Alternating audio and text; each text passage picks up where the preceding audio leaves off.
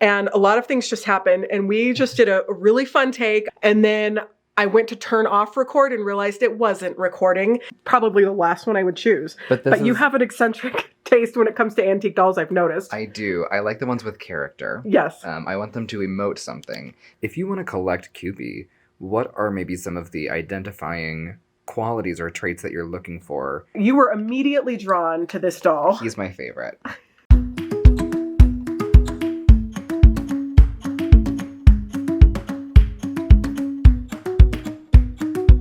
Hi, welcome back to my channel and a special warm welcome if you are new here. It is wonderful to see you and thank you for joining me. My name is Rachel Hoffman. I am creator of the Virtual Doll Convention and owner of Turn of the Century Antiques, which is a family owned and operated doll shop out here in Denver, Colorado. What is this? Well, this is a place where we celebrate and love and do dolls all the time. We do all kinds of dolls, from antique to vintage to modern to everything in between. The only requirement for our videos and to be a doll collector and lover is a love of dolls. That's it. You just have to love dolls, and doll collecting is for everybody. So you are the perfect person to be here. Let me just fill you in on a little bit of what is happening right now. We have had some doll haul videos, which have been super fun. I think it's a great way for us to learn because there's all kinds of things that are happening and different discussion topics that we can talk about. Well, we got another doll haul here, so that's what we're doing in this video. Is we're going to look at some of them and chat about them a little bit, because that's what I'm doing right now. I am actually looking at them and figuring out what's going on with them so we can figure out the next steps, and filming that I think is one of the most fun things that we can do. So that's what we're doing right now. Christopher is actually filming. It's his first time behind the camera. Thank you so much, Christopher. Hi, everybody. Good job. So we're actually in here on a day that I'm normally not here. So it's an exciting thing. So we have a lot of different dolls to talk about. We're not going to get into every single one, but I think it's fun to pick them up and talk about them. So I think that's what we're going to do. Now, Christopher and I are going to kind of be in the video together. So I think we're going to set the camera up on a tripod and then open it up so we can kind of look into the camera and talk to you and show the different things. So let's do that and we'll be right back. Great. Okay, before we set it up, I just want to give you an overview of some of the things that we're looking at. We have all kinds of fun German dolls, a couple French dolls, maybe just one. Here she is right here. She's a fun one. And all kinds of other little things. So we're going to ask some questions and look at some stuff, see what Christopher likes. It's fun to do it with somebody that loves dolls but is new to this type of doll. So that's going to be fun. Thank you for doing this with us. Thanks for having me. Yeah. So Christopher, what do you think of all these antique dolls laying around? Frankly, I don't know what to think about it, and that's why I'm here. I'm excited to know more. I have a deep, deep appreciation for so many dolls, but I only have some knowledge in some of them. And so anything that I can learn or retain just is exciting to me. I like that any dolls are really infinitely collectible. I'm excited to understand maybe more the appreciation for really old, special antique dolls. Yes. I love that. And it is really fun especially to have somebody that has as much enthusiasm as you have, because when those automata came in last week. They're so cool. Yeah, you were mesmerized. I could sit and watch them for hours. They're so cool. They are so cool. And that's the thing, is you can have a love of Barbie, but also completely appreciate automata from the 1800s and just love it, and all kinds of other dolls. So one of the first dolls that was on our pile right here is this super cute German bisque doll by Heubach. And I know it's by Heubach, but I was thinking, how would Christopher know that this is by Heubach? I wouldn't. He wouldn't. Okay, so one of the things, now when you get to know dolls and when you get to know certain makers of dolls, you'll get a feel, and you'll start to get a feeling that, oh, the Heubach dolls, Heubach or Heubach, people say both, they look like this for a lot of the characteristics. Now, one of the biggest characteristics that we're always going to look for is a marking on the back of the head. Now, a lot of times it's going to have the Heubach marking. You hold him right here, and I'm going to get a book. This is a good book. First of all, his outfit, I don't know, and let us know in the comments if you know, it almost looks like a Shirley Temple cowboy outfit. It's not his original outfit, but It looks like maybe from Ideal. It's a fabulous outfit. It's really nice leather. It's very soft, very detailed. So you can see this marking right there. Do you see that little Heubach marking? Now, if they have that, that makes it real easy and you can figure it out. But he does not have that. And so you would think, well, how am I going to identify it? How do I know? Here's how we figured it out. See that Germany mark? So let's get up close so you can see. Do you see where it's marked Germany right there? Look at the way that it's marked Germany. Looking at the G and the Y on the neck. In this Heubach book, which is by Lydia Richner and Karen Schmellicher. Sorry if I got it wrong. It's a great book though. It shows right here that oftentimes the Germany mark is marked like that. And so there's 3 variations of the way that the Germany, and that is distinctive to the Heubach company. So I just love that. It is a way to identify them if they're not marked by the company on the back of the head. right. Now, Heubach as a company, they did crazy stuff with their markings. They're one of the companies that was the least consistent with their markings. Look at all the different ways that they marked their dolls. My goodness. We're going to put this in so you can see it. So many different ways that they marked their dolls. And this can be pretty confusing, but as you learn, you'll start to get a feel for a lot of these markings. You're going to recognize them. You're going to see, oh, I've seen that before. The next time that you see Germany written on the back of a doll, Right. you're going to look for those on the G and the Y. You're going to look for that telltale sign. Well, and something else I'm noticing is that this has a number 4 above the word Germany, just at the nape of the neck. Right here, there's a number 4. So some of those markings have numbers.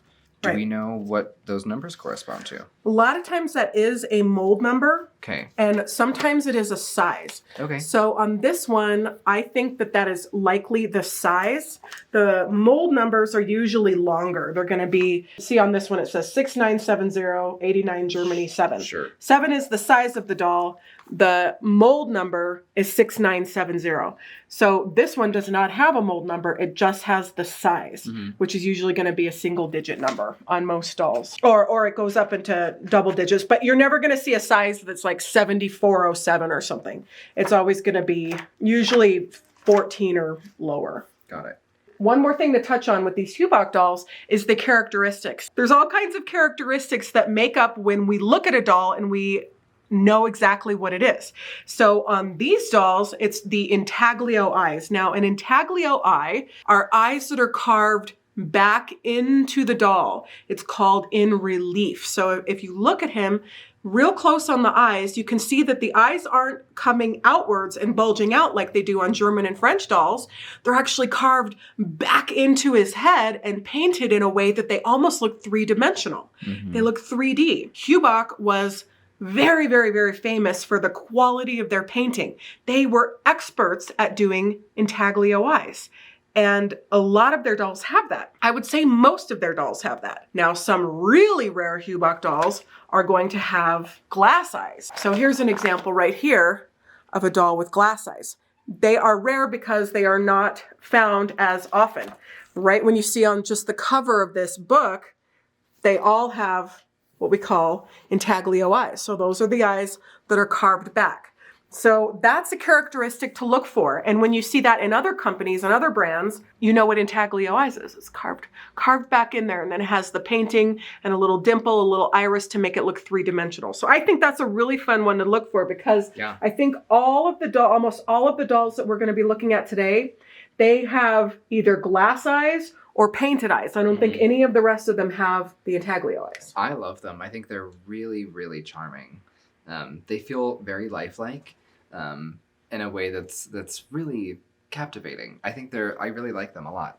Learning something new already. Yep, they are totally lifelike. So he's a fun one. And again, this almost looks like a Shirley Temple outfit. I'm not sure, but I just love his little outfit. So cute. So let's dive in and talk about some more of these wonderful dolls. Well, I really like this one. This one to me feels there's a lot going on with this doll. And I have lots of questions. And I am smiling huge because I'm like, for me and my personal taste and all the dolls on the table, it's probably the last one I would choose. But you have an eccentric taste when it comes to antique dolls, I've noticed. I do. I like the ones with character. Yes. I want them to emote something.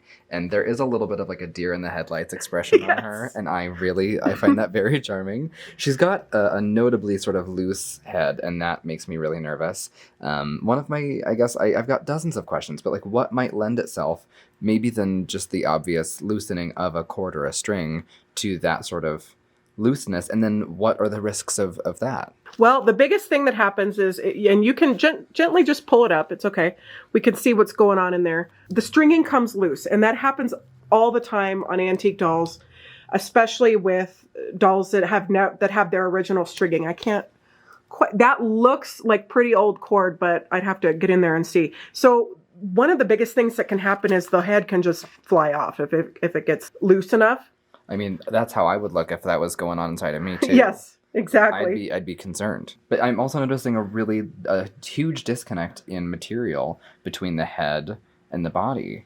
Can you help me identify what maybe those are? Well, this body and the head, it's a little, I'm not quite sure if these are original. Yeah. So he almost looks like this is probably part of his, why you like him is because it looks a little strange. He's a little Mod Podge, yeah. Yeah. So the first thing I'm noticing is that the head doesn't fit well in the neck socket. Sure. That is a huge indication that this is not the original body, because the head should fit well in the neck socket. And he looks a little disproportioned. So that head looks way too big for that body. I would agree. I'm glad that wasn't just my illiteracy, but also that he does look a little bit funny on this giant body, right? Yeah. So when you're looking at antique dolls and you're trying to figure something out, that is one of the things that sometimes just don't overthink it. Like if that head is not fitting into the socket, that's probably not the original head for the body. Good to know. So yeah, that's a good one. All right, let's pick another. Well, I want to do a compare and contrast because I've got questions. Let's do it. So I'm noticing a couple that look similar but different. So tell me a little bit about what this doll is.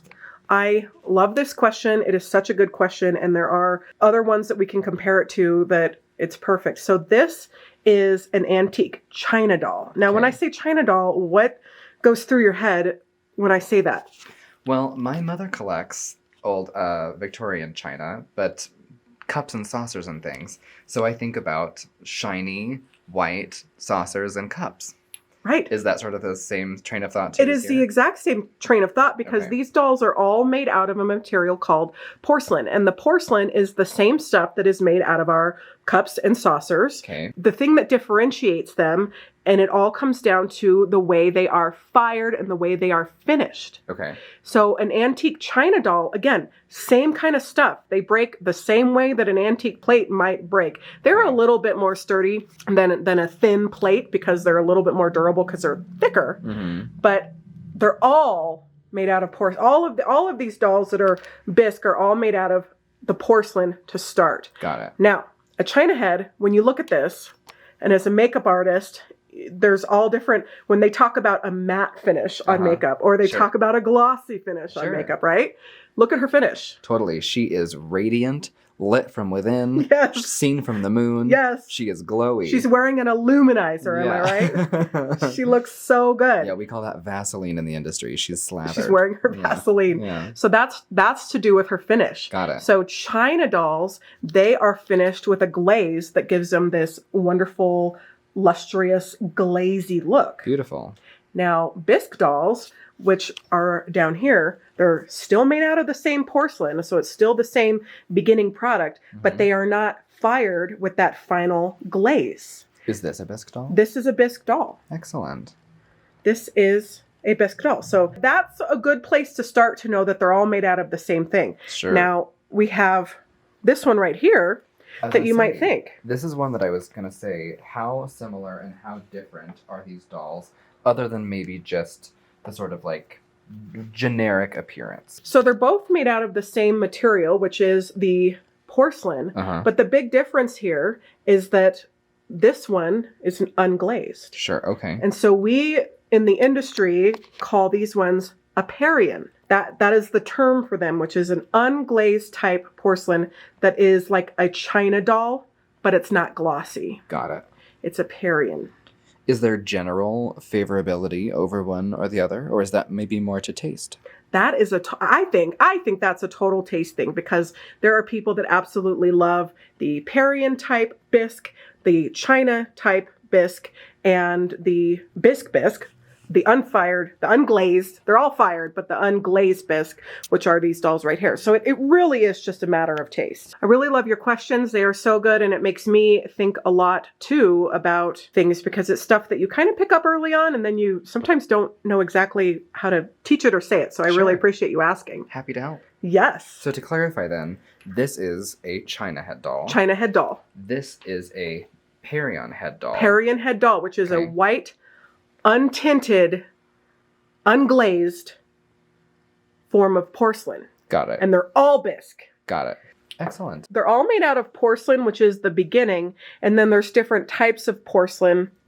So we're going to get more in depth with that. I think would be fun with Linda, because she's a doll maker and she actually pours the bisque and does all that stuff and really knows the ins and outs of it. So excellent. Yeah. All right, let's pick up another person here. I want to see this sort of like long lash lady. Oh, this is a really good one to talk about. Oh, that's a good teaching point right there. So you picked her up and her head was okay. Yeah. But a lot of times, let's put her down right here. Sure. When you're picking up an antique doll, do you already know that her head is well strung? That's actually a great point, and you never do. You never do. You never do. So when you pick them up, kind of just like a baby, you want to support the back of the head. Unless you know. If we were at a doll show or somewhere and you're picking something up, or at a garage sale or whatever, if you pick it up wrong and the head flies across the room or fell off the table, that could be a disaster. Total disaster. This is a really interesting doll. I think we should start by looking at the marking on the back of the head. Let's do it. I know that name. You do? I do. All right, so let's pull that down so they can see it. But this one's really interesting because it says Tête Chameau, but then it says SFBJ 301 Paris. So you might be thinking, what the heck is this by?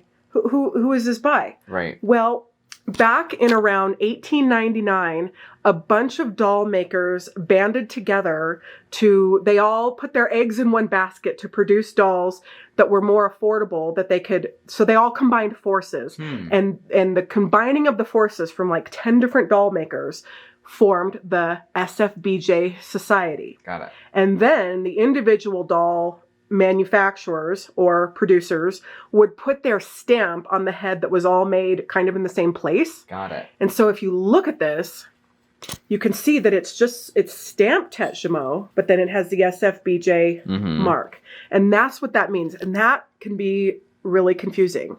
But if you know that, then it's not quite as confusing. So I'm not going to say this because I'm not very good at speaking French, but SFBJ stands for the Société Française de Fabrication des Bébés. And so the SFBJ was a group of doll makers that formed in 1898. They collaborated to make dolls to sell at lower prices. They produced the most common examples of French dolls. So I think that's very interesting. And you just asked me before, that helps date dolls because we know if it's marked SFBJ, it's made after 1898. There you go. So that's a good way to do it. So she's cute. What do we like about her? I think she is so docile and so sweet. She just seems like she's, excited for pastries. Yes. She's just here for pastries. Her and she myself. I love the eyelashes. She's got really sort of lifelike eyes. I think the glass eyes on this one are really charming. And she's got a lovely little accessory in her earrings here. I don't know. She just seems really good-natured. Yes. Yeah, I like her. We're back. We're sitting on the floor and a lot of things just happened and we just did a really fun take. I learned so much. So did Christopher. And then I went to turn off record and realized it wasn't recording. And I had stuck my hand with a pin that was in one of these hats and all kinds of things were going wrong. So we're doing it again. Which is good because we have the time. The show must go on. The show must go on. So we were sitting down here and we were looking at some dolls and let's start with what the first box we were looking at over here. So we had Kewpie over here, who I love. If you don't recognize Kewpie, get with it. Yeah. Kewpie's so fun. Kewpie's so fun. I love the teeny tiny wings. They're so comically small. Like on this guy, so tiny. I think Kewpie looks very sweet, very mischievous, but well-intentioned and So sweet. So charming. So sweet and charming. And this is a really good doll to collect when you're getting into it, because these dolls, this one is called the Thinker. Okay. And this is just a very typical Kewpie, but he does have his original chest plate tag, which is really nice. These dolls you can get for a good price. They're affordable right now. Every doll collection needs a Kewpie, but they're super fun to collect. Yeah. Yeah. They vary so much in expression. They vary so much in oh, cute. See, I don't know. I just think he's You can pose him. Yeah. So poseable. So poseable. His stringing might be a little, is it a little loose? No, it's pretty good. He's cute. Another one is this Bilo baby, this Albus Bilo baby. Now, from a distance, it might look like an antique, but he's not an antique. And as you get more and more accustomed to looking at the difference between an antique and a reproduction, you'll be able to do it a lot of times just by looking at them. But one of the telltale signs, and what every person that is an artist that makes dolls does or should do, is sign their dolls. So let's look real close at the back and look real close. So we have the reproduction markings of an antique doll, but right there it says Ophelia. And we can see that. And so a person named Ophelia made this doll, and that will help you right in the beginning when you are looking at dolls. Now, there are a lot of unscrupulous dolls that were made to try and defraud, that people tried to pass off as antiques, which we can talk about in future videos, and there's a couple here. But this one is a very well made, very, very sweet signed doll. So I love that. So cute. Now we have one of the things that we need to talk about is this guy over here. This guy? So what is going on with this guy? You were immediately drawn to this doll. He's my favorite. He is my favorite. Come on, he's so cute. I love his ensemble. His little wrestling singlet, I think, is so charming. He's got a great little story to tell with it on. I love the socks. I love the little bobby socks with the shoes. He's got a really darling expression, just something very sweet about his face. Let's get into that face. Look at that mustache. He has a mustache. He's got a beautiful mustache and a perfectly selected red lip to pair with it. And I just think he's so darling. I don't quite know what's going on here. Stanley had maybe presumed he was once a marionette, but I don't know where any other strings might have attached to, other than just being tied on, Right. But perhaps he was a Christmas ornament or something. But I think he's so cute. He is so cute. You loved him as soon as he walked in the door. He will be coming home with me. Well, if there's anyone out there that has these and knows the maker, let us know. Yeah, please say something, because I want more. Oh, and his eyelashes too. Look. He's got a wing. He's got on a full mug. He looks fantastic. Yeah, never ask a person with winged eyeliner why they're late. Have you heard that one? Yeah. Of course you have. Yeah. But it's so true. I love that. Now, the material is made out of composition, and you were asking me earlier, yes, what that entails and what's kind of going on with his body. Yeah, you told me that it's like a very dense, thicker, more maybe stable Mod Podge, right? Yeah. Like wood, pulp, sawdust. It's all put together kind of like, you can think of it kind of like a piñata, but a very, very strong one. Yeah. Every company had their own recipe for making a composition doll. And the word composition is a compilation, a composition of different materials. Sure. But it is something that it does biodegrade over the years. But it was very, very strong at the time. And this is called crazing? Crazing and lifting? Crazing and lifting. So the lifting is a result of crazing in the composition. So once it starts crazing, which are all these little cracks that we see in the composition, sometimes it can get worse, and then it can start separating and lifting. And then the lifting can sometimes turn into peeling chunks off. So you can see he's missing a little chunk there, and it looks like somebody actually, I'm not sure, but it almost looks like somebody tried to fill in that little part right there. Yeah. So you can fill it in. You can fill it in. You can repaint. Oh, look. Is that a paint job? Oh, maybe. Is he missing paint? Or? No, that looks like a fresh drip. Okay. Like that looks like the layer is on top of the singlet. So maybe he's been repainted a little bit over the years. But, I like him just the way he is. Are you going to put him in any outfit, or is he just going to go just like this? Why would I change perfection? Look at him. He has a lot of stories to tell. Don't fix something that isn't broken. Yeah, he's great. Your first composition doll. Yeah, that's true. You know what would be really fun for you to collect are dolls, male dolls with mustaches. I'm actually working on a very small collection of what I think are like, not canonically, but in my opinion, just gay dolls. Yeah. And he is one of them.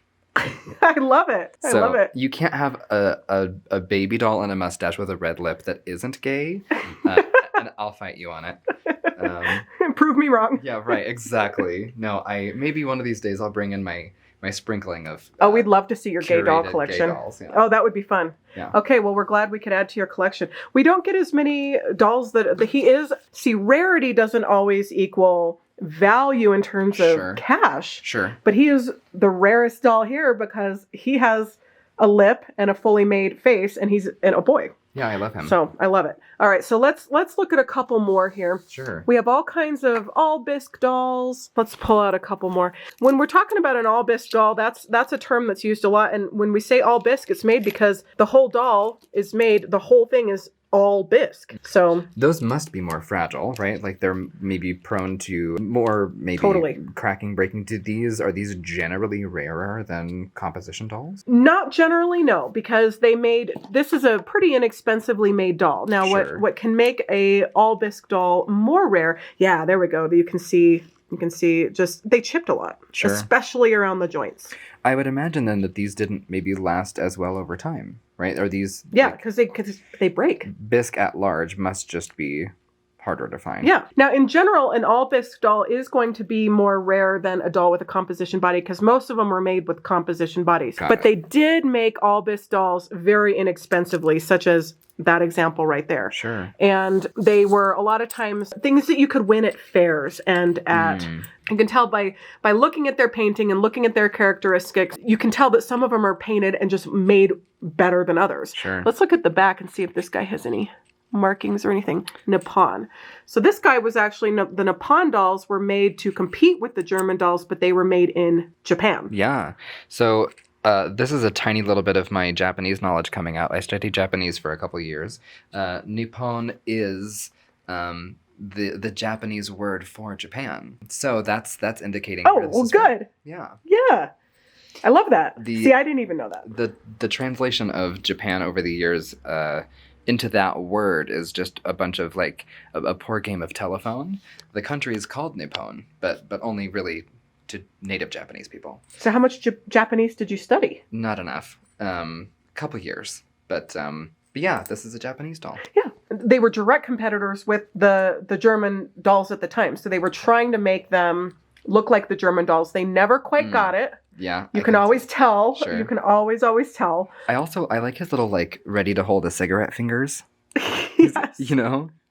And mostly let's see what's going on there. Oh yeah. Right? Like he's just got two fingers. Like at first I thought he was I thought it was a chip, to be honest, but no. You got a light, miss. Yeah. Yeah. He's really holding up two fingers. So cute. I like that. Yeah. He's good. Look at his butt. I know, he's got a great butt.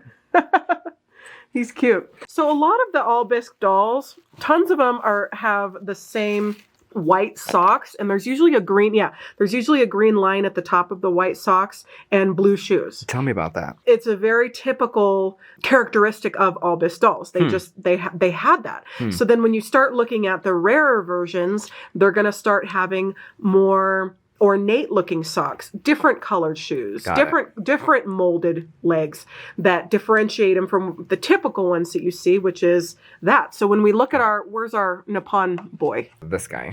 This one I meant. That is our Nippon boy, but I was thinking of this guy. Mm-hmm. Look, he's got the same, the green line, the socks, blue shoes. The blue shoes. Got it. Two totally different makers and everything, but interesting. It's just a very typical thing. Let's just pull out this one right here that I haven't even seen, but let's just see what her socks look like. Okay, so she has, and blue shoes are very typical, and so are black shoes. But we have the same type of molded socks with the blue band. That has a blue band. Mm-hmm. Yeah, very... She has a sweet face, though. I like her kind of silly expression. She looks like she's... Yeah. Right? Yeah. I really enjoy it. I mean, as I'm sure this is most people's opinion, but the faces are the whole thing for me. It's everything. I was noticing this one over here. I just think she's a really cute like 1920s relic. She's very very 20s stylistically. This is in the vein of Kewpie, right? But like this is not a Kewpie doll. Totally. And the Japanese, they loved, and they still love Kewpie. The Japanese, people love Kewpie. Kewpie mayonnaise. Kewpie, there was a Kewpie craze that overtook Japan, and a lot, and out of Japan there are still tons and tons and tons of Kewpie wannabes, Kewpie-esque looking dolls that are not necessarily authorized as Kewpies, but they are an homage to Kewpie. Totally. This is a fun doll. These were very inexpensively made, and they were carnival prizes. You could get this doll very inexpensively, and they still are very inexpensive today. And so it's kind of a fun one to collect. And if we look, it says made in Japan. Made in Japan. Yeah. Yeah, cute. Love that. While we're on the Kewpie subject, I wanted to turn this one around. This is a great example of what I was just talking about, is the Kewpies that are made to look like Kewpies. It's like Kewpie fan gear. Sure. But they're not Kewpies. This one says made in Taiwan. Yeah, little tiny wings, right? But like normally they would be on the sides here, right? So because there are so many variations and especially so many homages to Kewpie, if you want to collect Kewpie, what are maybe some of the identifying qualities or traits that you're looking for to signify what is an authentic, valuable Kewpie versus maybe one that isn't? Well, the first thing, that's such a good question. And the first thing is, when you're going to collect them, you have to decide, what kind of Kewpies do I want to collect? You want to decide if you want to collect Kewpies that are just Kewpies in general, which is, it's a term used for a doll that kind of looks like this. Right. Or if you want to collect the antique versions that were authorized by Rose O'Neal and made by a company called Kessner. We've heard a lot of, have you heard me say Kessner yet? Or have we heard Kessner? I've heard it before, yeah. Yeah. We've got a little Kewpie case down in the next room that we've got some information about. We do. We do have a Kewpie case. So Kewpies are such a fun one to collect, and the Kessner Kewpies are personally my favorite ones because I like the authorized version, and I think that's the best version. I think they look so good. Well, then what are you, if you don't have the luxury of the original plate still intact, what maybe are you looking for to identify an authentic authorized one? Well, let's look on the bottom of the feet and see if it's signed. Yeah, so if you look real close, you can see, it's hard to tell, but it says O'Neal. Oh, you can see the N, yep. and that's Rose O'Neal's signature. Got it. A lot of them were marked on the bottom of the feet, O'Neal. Got it. Now, sometimes they weren't, but after you get to kind of get a feel for the way that they look, which they look like this. Yeah, see that one? It says O'Neal right there. O'Neal. Cute. Yeah. Got it. Sometimes you don't see a marking, or there's different kinds of markings, but most of them are going to be marked O'Neal. Got it. Yeah. We're kind of in the Kewpie realm. We're digging through all of these things, which, by the way, my goal for all of these items is to list them on eBay. And we have an eBay link in our description, in the description of this video. And I like to start and list everything at $1, and it goes for what it goes for. This China head, they're called low-brow China heads because they've got low brows right on their face. So that one's kind of fun. What do we like about this little guy? He is on a bender. He's wild. Totally wild. Coca-Cola is never enough for this kid. He's on something. But I was looking to see, this is a celluloid one, and a teeny tiny print. This says Japan here, just at the shoulder blade. And this looks like actual Japanese characters that I can't make out. But yeah, it's so cute. I mean, like, just feather light. And the fact that he didn't break. Right, exactly. And so expressive, you know. Also, I don't know what these dolphin fins are. These are not hands, but he's very cute. He's very cute. So cute. I think if you had a second one, he would make a really great earring. He would make a good earring. You know? Oh, yeah. Kewpie earrings are fun. And while we're talking about Kewpies, let's just noodle on over here, because this right here is such a good example of some of the Kewpies that were made in Japan that are not Kewpies, but are Kewpie fan gear. Totally. Very inspired by. Like fantasy type Kewpie. This one has a Japan right on the bottom of him. Mm-hmm. So oftentimes that's what they really look like. And they have these expressions that Kewpies didn't have, which is like a sad expression right there. Sure. Right. I think the main giveaway is always the face. Yeah. Totally. Here's another one of our 1920s. So cute. Carnival girls. Yeah, love her. Love that bow. Yeah, she's cute. Again, made in Japan. Made in Japan. So pretty inexpensive. As you can see, we use our floor as a table a lot. There's all kinds of things happening here and different things that we're working on. We have some more, these All Bis dolls. Again, when you look at them, they all have the similar type socks. This Kewpie is so cute because it's nice and big. I really like him. He's got a chip out of his shoulder and a little repair on the side. But dolls like that, they are so much more affordable, and it is a great opportunity. I worry about damage a lot of the time if you know what you're buying. Well, and that's something that, like, you as a collector, you don't really even see this when you're displaying it. No. Right? Like, this is something that's completely concealed when it's on display. Right. So it's a great opportunity to buy some antique dolls and to just have fun. Oh, look at these little, look at this little guy. I know, isn't he cute? Ah, He's like your thumbnail, you know, just he's so tiny. small. Just because you have a certain type of something doesn't mean you can't buy something else. Oftentimes when you start doll collecting, you start with one thing and then it branches off into all kinds of more. But Christopher, this was so fun. Oh, and we're just getting started. We're just getting started. There are so many coming. Yes. Yeah. Well, thank you, everybody. We're gonna go and film some Barbie content, but we hope you enjoyed this chat today. Thank you. Stay tuned for Barbie. Bye. We'll see you soon.